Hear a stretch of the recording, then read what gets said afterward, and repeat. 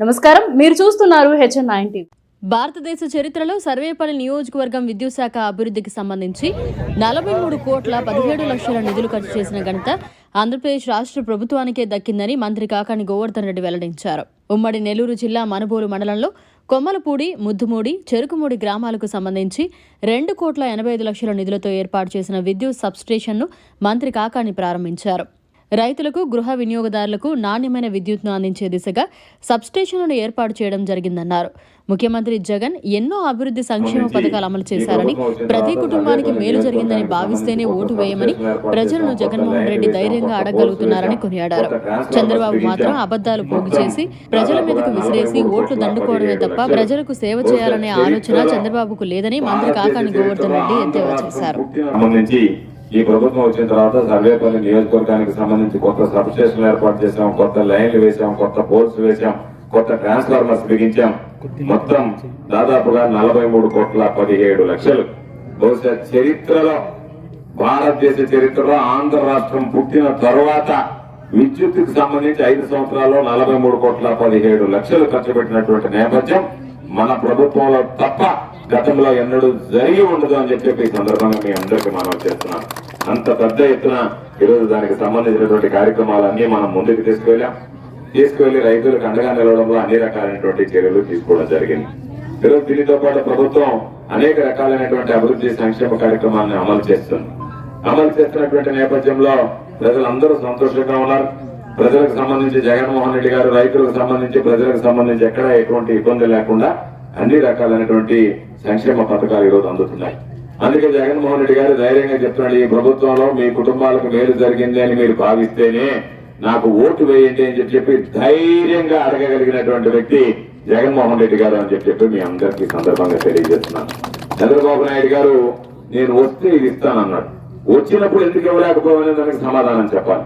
నువ్వు వచ్చావు, 2014లో నీకు ఓట్లు వేశారు, గెలిచావు, నువ్వు చెప్పినటువంటి మాట మీద నిలబడ్డావా? మరలా నిన్న జయహో బీసీ అని చెప్పి బీసీలకు సంబంధించి నేను ఉత్తరిస్తానని చెప్పి అన్ని అబద్ధపు కోతలన్నీ పూసి వెళ్ళిపోయాడు.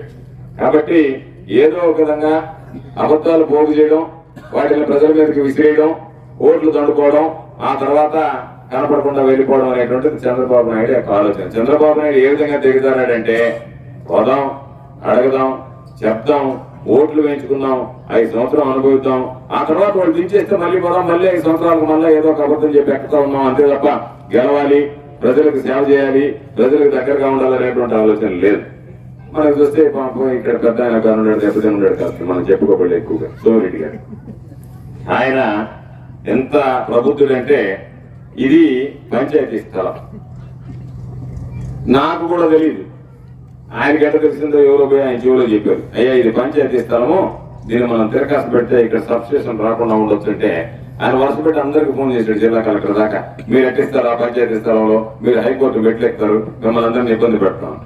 పాపం ఎలక్ట్రికల్ వాడైతే ఇళ్లు బెదరిపోతుంది, అయ్యా ఇది మాకు ఇబ్బందికరంగా ఉండేటట్టుకుందని చెప్పాను. దాన్ని చెప్పాను, మీకు ఏం కావాలన్నా ఇదేమి ఎవరన్నా ఆక్రమించేటువంటి స్థలం కాదు, 10 మందికి ఉపయోగపడేటువంటి స్థలం. కాబట్టి 10 మంది రైతులకు ఉపయోగపడేటువంటి కార్యక్రమం. సబ్స్టేషన్ అనేటువంటిది ఎంత కష్టపడితే తీసుకొచ్చాం.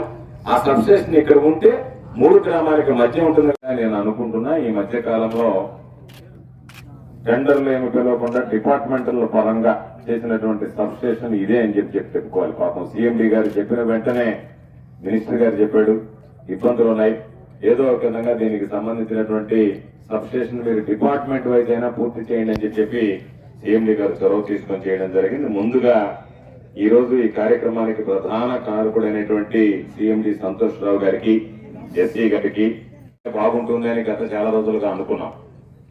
మొట్టమొదటగా 4 సబ్స్టేషన్లు అడిగాం. పొట్టంపాడు పూర్తయింది, మండపం పూర్తయింది, దానితో పాటు తోడేరు గ్రామానికి సంబంధించినటువంటి సబ్స్టేషన్ పూర్తయింది, కొమ్మలపూడి సబ్స్టేషన్ చాలా రోజులుగా ఉన్నది. అయితే కొమ్మలపూడి అంటే కొండలపూడి అని వచ్చింది ఒకసారి. పాపం సీను ఆతృతగా ఫోన్ చేశాడు, వచ్చింది పోయిందయ్యా అని.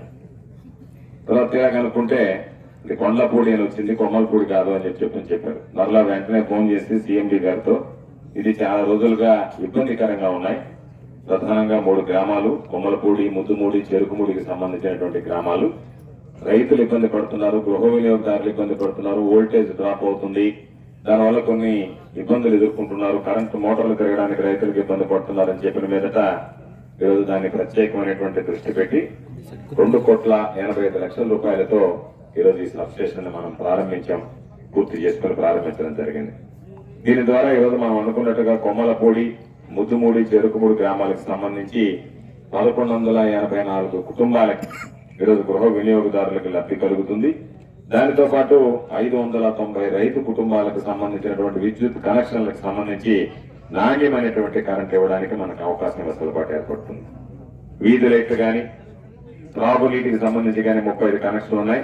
మొత్తం 1,837 కనెక్షన్లు ఈరోజు ఈ నిర్మాణం వల్ల, ఈ సబ్ స్టేషన్ నిర్మాణం వల్ల నాణ్యమైనటువంటి హెచ్చుతగ్గులు లేకుండా విద్యుత్ అందించేటువంటి అవకాశం వెసులుబాటు కలిగింది. ఈ సందర్భంగా మరిన్ని అప్డేట్స్ కోసం మన HN9 టీవీ ఛానల్ ని సబ్స్క్రైబ్ చేసుకోండి.